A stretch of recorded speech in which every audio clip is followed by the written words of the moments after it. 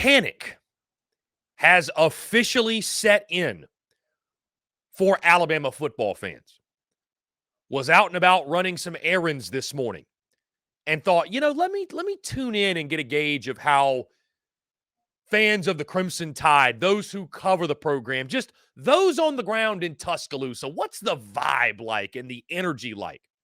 Tuned into a couple different Alabama podcasts this morning, a couple different Alabama shows, talking about the latest with the portal and things happening. And folks, some are taking it in stride. Some are okay.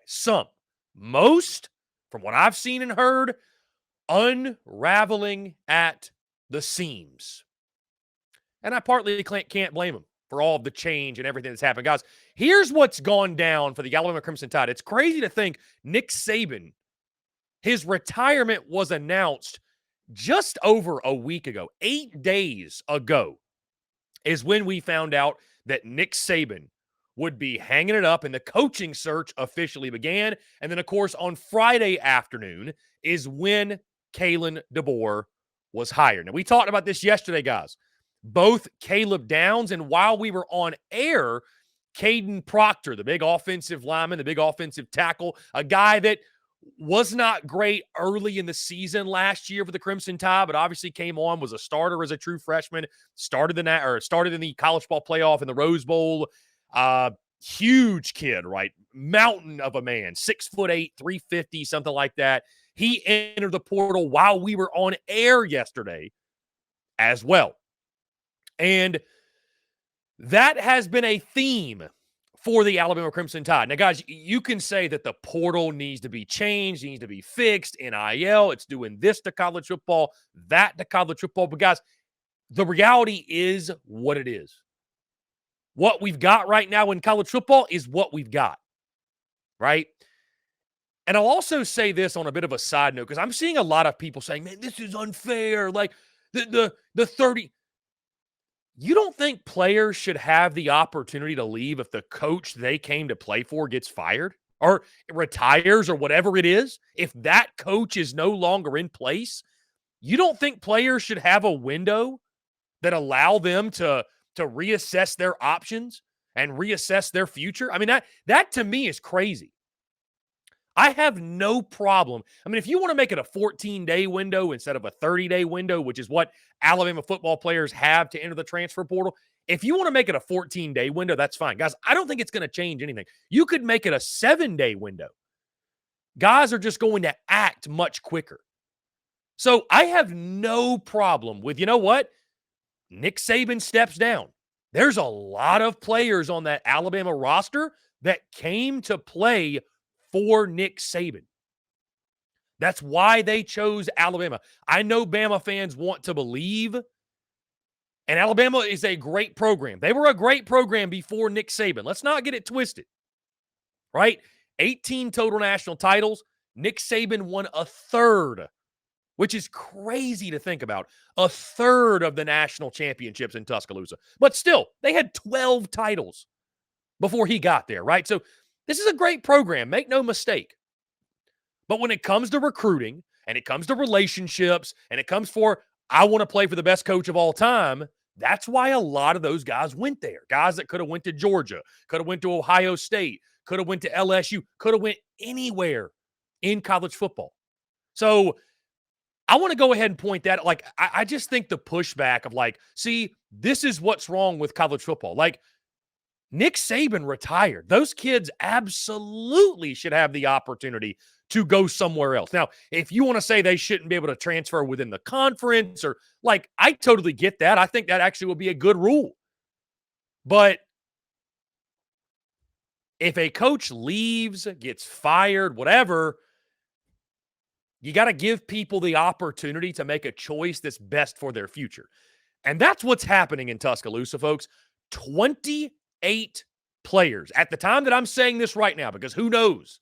This number very well could increase. I expect it to increase for what it's worth.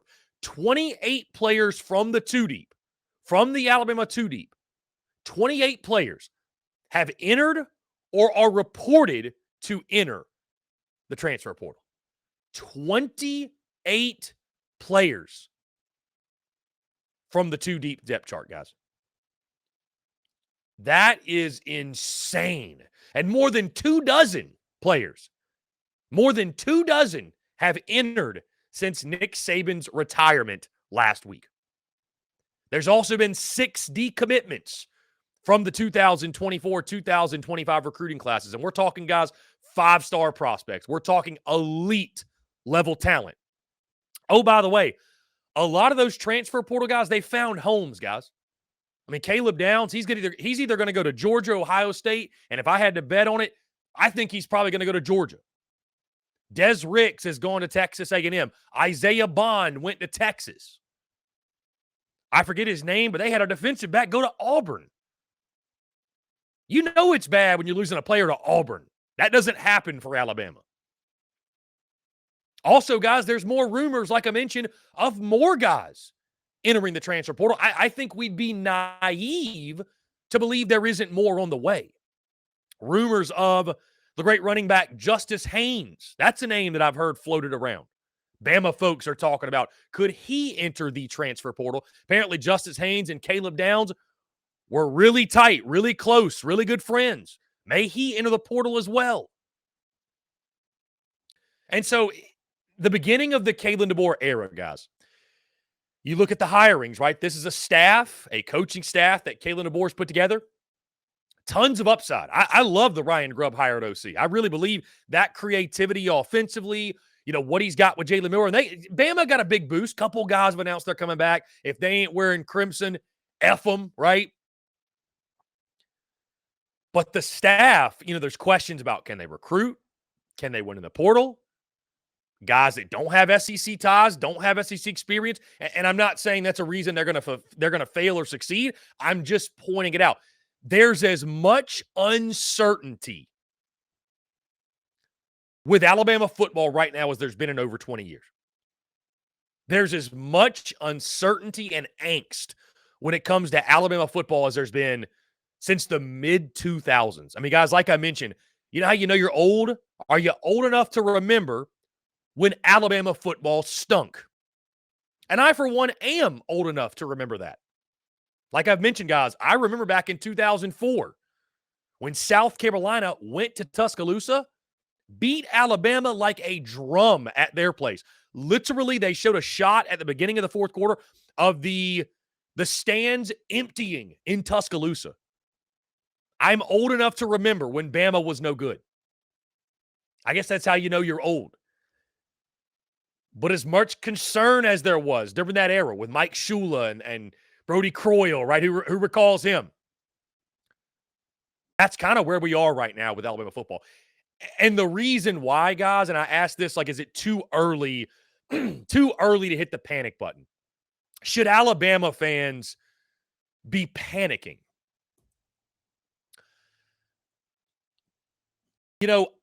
Is it too early? It probably is, guys, because here's the thing. I do think this has the ability. I don't think dominoes are done falling when it comes to craziness in college football this offseason, right? Jim Harbaugh still got a decision to make. After that happens, whoever takes over the job at Michigan, may it be Brian Kelly, may it be someone else, but whoever takes over that job, that roster is going to have 30 days to hit the portal and go somewhere else. So, I mean, there's going to be talent out there. There's going to be talent available. And I still have to believe there are players who, even though Nick Saban's not there are players who want to go play for that Alabama A.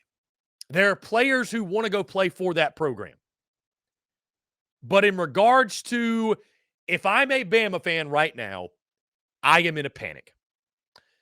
If I am a Bama fan right now, I am greatly concerned. I am worried because my norm of a college football fan, my norm of being a college football fan has been completely disrupted.